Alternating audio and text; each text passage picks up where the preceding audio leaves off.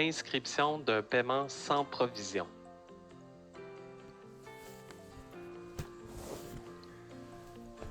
Il peut arriver qu'un chèque ou un paiement préautorisé rebondisse, c'est-à-dire que dans le compte du parent, il y a insuffisance de fonds.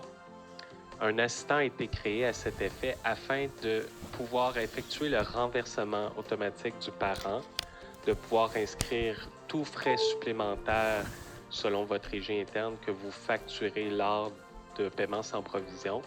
Parfois, c'est 25 30 et tout ça. Donc, on va pouvoir inscrire ce frais-là à même l'assistant et aussi de pouvoir inscrire les frais dans votre compte de banque à vous, si advenant que ce n'est pas inclus dans votre forfait. Il peut y avoir des petits frais parfois de 5 par exemple. Alors, on pourra aussi inscrire ces frais à même l'assistant d'inscription de paiement sans provision. Alors, vous pouvez prendre un exemple d'un enfant, disons Mégane Caron. Présumons que son papa, Paul Caron, si on va dans le dossier à l'historique détaillé, on peut voir d'ailleurs le paiement préautorisé, le dernier ici. Donc, la procédure est la même, que ce soit un paiement préautorisé ou un chèque. Dans ce cas-ci, c'est un paiement préautorisé de 182,15 qui a été tenté d'être prélevé le 25 février. Nous avons reçu l'information de la banque comme quoi qu'ils n'ont pas pu aller dans le compte de M. Caron parce qu'il y avait insuffisance de fonds. Donc, c'est très important de reporter cette information dans le logiciel afin de réajuster le solde du parent et de facturer le frais supplémentaire. Disons que dans mon service de garde à moi, c'est 20 de frais lorsqu'un parent a un NSF, un paiement sans provision. Donc, pour faire la transaction, on va aller dans Service de garde, Assistant, Inscription d'un paiement sans provision. C'est le plus petit assistant de tout le logiciel, en ce sens où il n'y a pas de suivant. On complète la fenêtre de bienvenue, on fait terminer et le tour est joué. Alors ici, on va laisser parents et responsables. On va aller chercher le dossier désiré ici en cliquant sur les 3 petits points. Alors, on va aller chercher Monsieur Paul Caron, dossier 635, comme ceci. Ensuite, une fois que le dossier a été sélectionné, le logiciel va nous proposer tous les paiements de ce parent. Donc, il s'agit, on a la date, les montants, il s'agit d'aller cliquer sur celui où il y a eu insuffisance de fonds. Dans ce cas-ci, c'est celui du 25 février, 182,15 $. On fait OK. L'information du paiement apparaît à l'écran. Ensuite, on doit indiquer la date du refus bancaire. Alors, très, très important, c'est la date que la banque a repris les sous dans votre compte de banque. Alors, la date qu'ils vous ont avisée habituellement. Donc, dans le cas d'un paiement préautorisé, on peut parler d'un 1 à 2 jours ouvrables suivant la tentative. Et un chèque, bien, on le sait, c'est un petit peu plus long. Le temps du retour du chèque, ça peut prendre 1 semaine à 2 semaines avant d'avoir l'information. Alors ici, on pourrait indiquer dans ce cas-ci, par exemple, disons le 28 février, on a eu l'information, donc on met la date du refus. Frais bancaires ici, c'est les frais que vous auriez eus. S'il n'y en a pas, on laisse à 0. Des fois, on va voir un petit frais là, de 5 $. Donc, si on veut que ça aille se mettre directement dans notre comptabilité, on peut le mettre ici dans frais bancaires. Frais aux clients, bien ici, on parle frais aux parents. Alors, on a parlé de 20 $ de frais NSF qu'on veut facturer aux parents.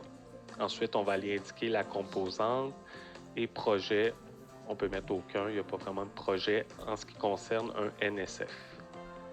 Alors voilà, ça complète l'assistant. Une fois que c'est fait, on peut faire terminer. Et on peut profiter de l'occasion pour acheminer, soit par courriel ou en l'imprimant, un nouvel état de compte aux parents. Sur l'état de compte, si on fait un aperçu, on va constater qu'il y a le renversement du paiement et le frais supplémentaire qui a été facturé. Alors ici, on voit par exemple frais pour paiement sans provision, 20 $. Si on descend plus bas dans l'état de compte, on va voir que le solde à payer est maintenant de 202,15 $, soit le 182,15 qui a été renversé. Et on voit en bas dans les paiements récents, R-paiement sans provision. Donc, ça confirme aux parents que le frais n'a pas pu être prélevé, le paiement n'a pas pu être prélevé dans leur compte à cause d'un sans provision. Alors, le parent sait maintenant qu'il doit payer un solde de 202,15. Selon l'arrangement que vous allez prendre avec lui, vous pourrez encaisser de nouveau un paiement. Il existe aussi la facture en second rapport ici. Habituellement, on va soit donner l'état de compte. La facture, c'est uniquement pour le frais sans provision de 20 $. Alors, à votre choix. Donc, qu'est-ce qu'on veut donner aux parents? Est-ce qu'on veut donner la facture du 20 $ à part ou on fait que donner l'état de compte? Ça vous appartient à ce niveau-là, mais vous avez accès à ces deux rapports-là ici. Alors voilà, une fois que c'est fait, on ferme et tout se met à jour dans le logiciel. Si je viens on est déjà dans le dossier de M. Paul Caron, on le voit en arrière que c'est venu renverser, on le voit en rose, le paiement. On voit la ligne supplémentaire qui s'est ajoutée en date du 28 février pour un frais de plus de 20 $. Et le nouveau solde de M. Caron est maintenant de 202,15 $. Tout ça disponible dans son dossier à l'onglet « Historique détaillé ». En plus, dans les opérations bancaires de finances, on pourra constater que le 5 $ de frais, c'est bel et bien inscrit en date du 28 février. On le voit ici tout en haut, première transaction, frais pour paiement sans provision, sortie de fonds 5 $. Alors, ça nous évite d'avoir à faire ça manuellement puisqu'on l'a inscrit directement dans l'assistant d'inscription de paiement sans provision. En terminant, en ce qui concerne les sans provision, il est bien de savoir qu'il existe un rapport pour vous permettre d'obtenir la liste des paiements sans provision que vous avez eu pour une certaine période. Parfois, on veut savoir est-ce qu'on a cette année eu beaucoup de paiements sans provision.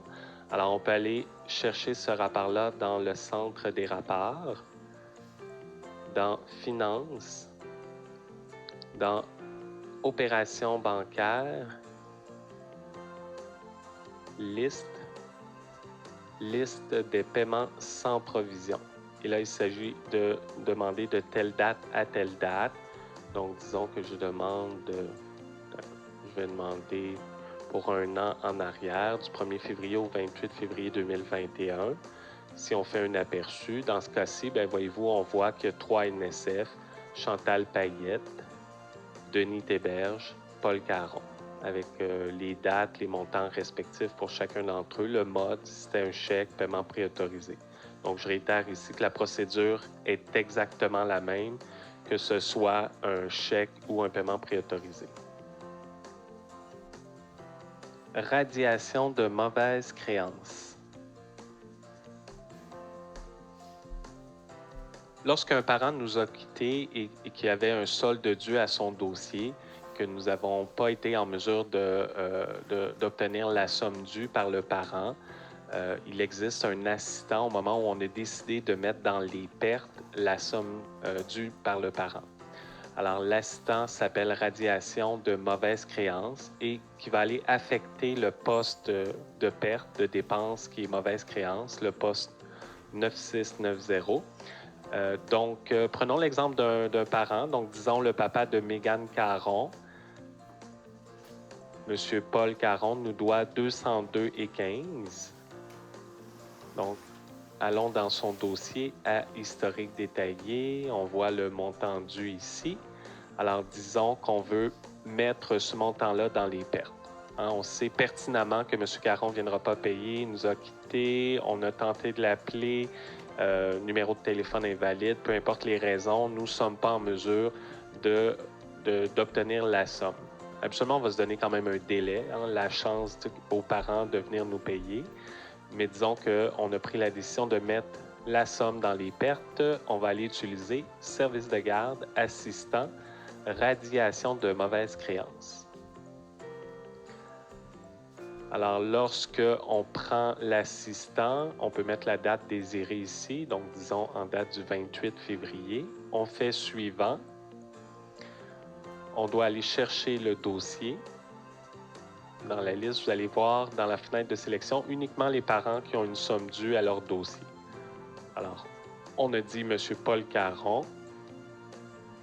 Et on va voir toutes les factures qui sont dues par M. Caron. Dans ce cas-ci, on voit la somme totale en bas, 202,15.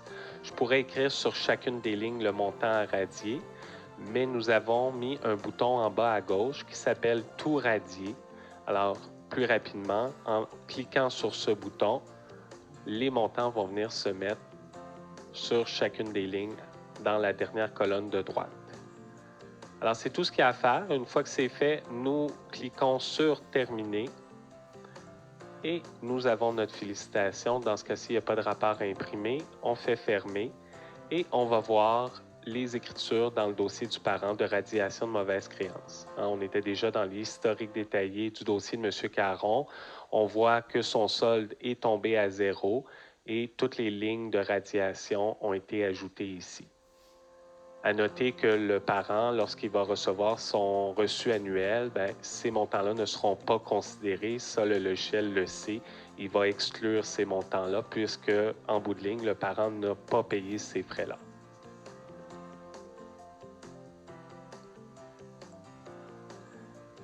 À noter qu'il existe un rapport aussi si, par exemple, vous aimeriez savoir les pertes encourues à l'intérieur d'une période. Vous pouvez aller chercher ça dans « Fichier Centre des rapports », dans l'arborescence de gauche, dans « Finances »,« Grand livre »,« Annulation et transfert ». On coche « Annulation et transfert ». Alors ici, on pourrait demander pour une période X à une période Y. Donc, mettons du 1er février au 28 février. Et dans la liste déroulante type, on peut aller demander uniquement les radiations de mauvaise créance ici. Alors, en sélectionnant ça, si on fait un aperçu, on va voir toutes les écritures qui ont été effectuées. Dans ce cas-ci, j'ai seulement les écritures de radiation pour Mégane Caron, en lien avec M. Paul Caron, là, pour toutes les factures qui étaient à radier. Alors voilà, c'est ce qui termine l'assistant radiation de mauvaise créance.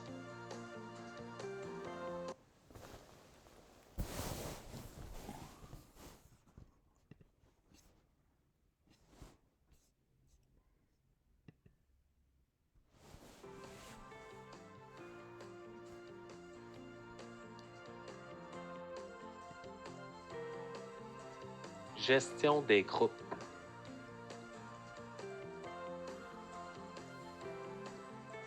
Lorsque vient le temps de faire la restructuration de vos groupes, habituellement à la rentrée scolaire en septembre, il y a deux possibilités. Soit qu'on va aller faire le changement dans chaque dossier, dans l'agenda de chacun des enfants pour faire le changement de groupe, ou sinon, il existe un assistant qui s'appelle l'assistant gestion des groupes. Alors, voyons voir la méthode manuelle, c'est-à-dire qu'on va dans chaque dossier. Donc, si je prends par exemple ici Mégane Caron, que je vais dans son agenda, présumons que nous sommes rendus au mois d'août en 2021 et qu'on veut transférer, entre autres, Mégane Caron du groupe des abeilles vers le groupe des coccinelles. Alors, qu'est-ce qu'on doit faire ici? On doit mettre une date de fin. Habituellement, les gens vont restructurer très souvent le premier lundi de septembre. Donc, on va aller toujours mettre le dimanche précédent le premier lundi. Dans le cas de 2021, ça serait dimanche le 5 septembre 2021. On ajoute une autre ligne pour indiquer un changement à partir du 6 septembre 2021. Période sur laquelle on va procéder au changement de groupe ici. Donc, présumons que Mégane va aller des abeilles vers les coccinelles. On sauvegarde. Alors, c'est fait pour un enfant. Alors, on répète ce processus-là le nombre de fois nécessaire. Autrement, on peut utiliser l'assistant gestion de groupe. Alors, on va aller voir un peu de quoi a l'air l'assistant. Donc, on va dans Service de garde d'assistant gestion des groupes. À l'écran de bienvenue, on va nous demander la date de restructuration. Donc, c'est ici qu'on va aller mettre la date qui est le premier lundi de septembre. Toujours dans le même exemple, donc on va aller chercher le 6 septembre 2021 ici. Donc, ce que ça va faire, en fait, c'est qu'en mettant le 6 septembre, ça va aller dans tous les dossiers agenda enfants pour lesquels on va faire des changements de groupe à l'écran suivant, mettre une date de fin au dimanche le 5 septembre et ajouter une nouvelle ligne à partir de la date de début du 6, date qu'on va avoir indiquée ici. Donc ici, ça doit absolument être un lundi, étant avec la périodicité hebdomadaire. Alors, on fait suivant.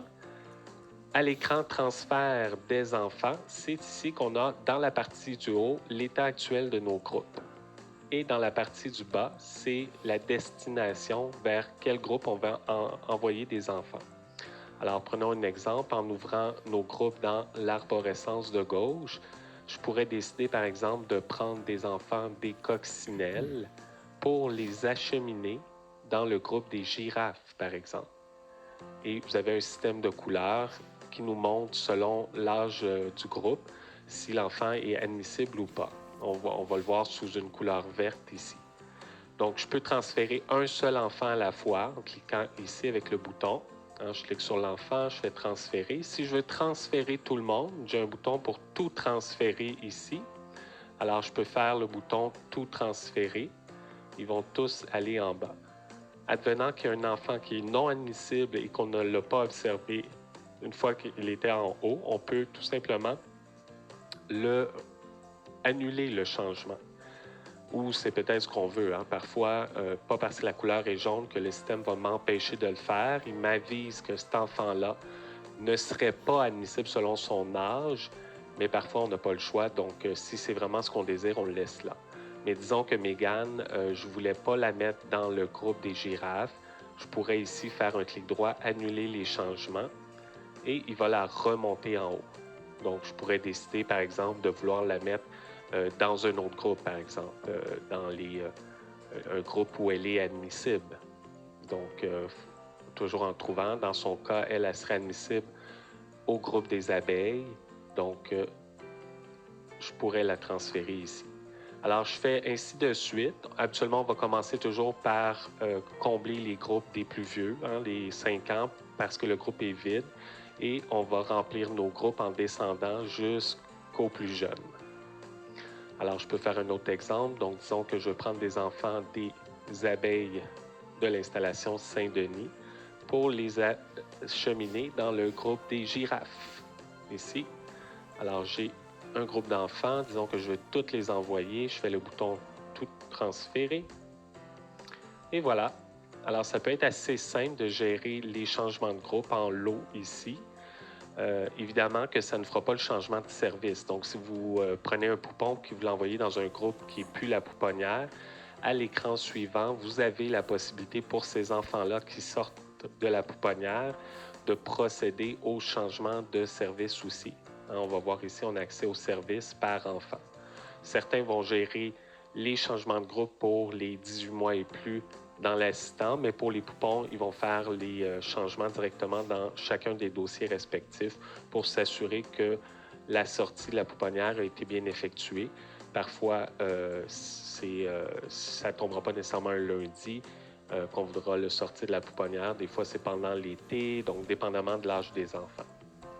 Alors ici, on a une validation de nos transferts. On peut revérifier si on le désire en cliquant sur chacun d'entre eux en haut. Lorsqu'on clique sur l'enfant en haut, on nous montre l'agenda de l'enfant, ce que ça va faire au moment où on va faire terminer. Ça va aller dans le dossier agenda de chacun de ces enfants, effectuer ce que je vous ai montré dans le cas de Mégane Caron dans son agenda quand je l'ai fait manuellement. Mais là, je vais faire des changements de groupe pour tous les enfants ici, à peu près une quinzaine d'enfants dans l'exemple que je suis en train de faire, en faisant simplement terminer ici. Puis on peut même se noter un enfant, disons Denis Grégoire. On ira voir son dossier par la suite pour voir que ça a été bien fait. Alors si je fais terminer,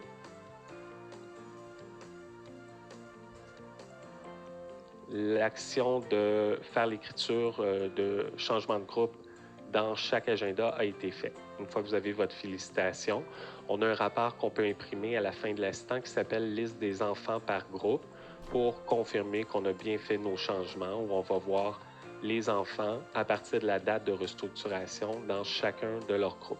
Alors, si on a fait une erreur, on peut s'en rendre compte rapidement à l'aide de ce rapport-là et on peut, à ce moment-là, sans reprendre l'assistant, aller directement dans le dossier, modifier l'enfant de groupe si on avait fait une erreur. Alors, on ferme ici. On ferme. Alors, si on va vérifier un enfant, par exemple, donc je prends un enfant ici, on peut trouver, par exemple, Eliane Gagnon, où on l'a passé du groupe des coccinelles au groupe des girafes. Alors, on voit que le système a mis une date de fin, ajouté une nouvelle ligne et changé le groupe automatiquement. Alors, c'est un choix qui vous appartient. Il y a beaucoup de clients qui préfèrent le faire dans les dossiers un à un et d'autres aiment bien utiliser l'assistant. Donc, il n'y a pas d'obligation ici. Les deux méthodes fonctionnent bien. Dans certains cas, on va préférer l'assistant parce que c'est peut-être un petit peu plus rapide. Quoiqu'en bout de ligne, ça revient à peu près au même. C'est deux méthodes différentes. Advenant que vous avez omis d'imprimer ou de sortir le rapport à la fin de l'assistant, qui est la liste des enfants par groupe, vous pouvez toujours le retrouver, ce rapport-là, à tout moment dans le centre des rapports. Alors, je vous montre dans Fichier Centre des rapports. Dans l'arborescence, nous allons dans Service de garde, Groupe, Liste, Liste des enfants par groupe. Nous l'avons ici. Alors, je peux aller demander à une certaine date. Donc, si on veut revérifier à la date de restructuration qu'on avait indiquée, qui est le 6 septembre, on peut mettre les mêmes dates. Si on fait un aperçu avant d'imprimer notre rapport, on va constater que c'est exactement le même rapport que nous avons obtenu à la fin de l'assistance gestion de groupe.